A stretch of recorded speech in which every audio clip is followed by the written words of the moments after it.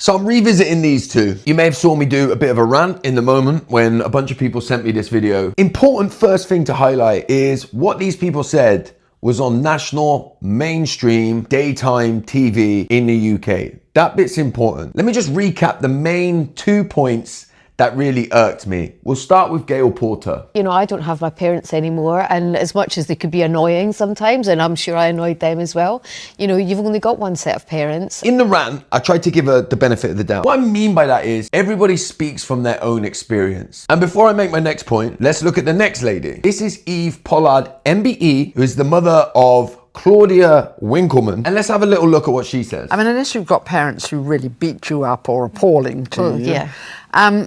Parents love you. Now I'm gonna go out on a whim here and say there's energy in the way that we say things. And for some reason, the energy in her words feel worse than what Gayle Porter said. And so her vibe gives me not a very nice feeling in my tummy. I could be massively overreading into that. So let's put that on the back burner and give her the same benefit of the doubt for the sake of what I'm talking about as I gave Gayle Porter. But now let me tell you a couple of other things. These aren't just two random people without influence. Gayle Porter is the vice president of the Children's Trust and is an ambassador for Together Co, which is a loneliness charity in Brighton. Eve Pollard, amongst other things, is a trusted advisor for well-being of women. So my main point here is to not dig these two out, right? If they've lived such a sheltered life that they want to sit and have a conversation like that so whimsically on such a TV show like that in the daytime, we're not far on from fucking Jeremy Kyle. When we've got people of this much influence who have absolutely no idea of the experiences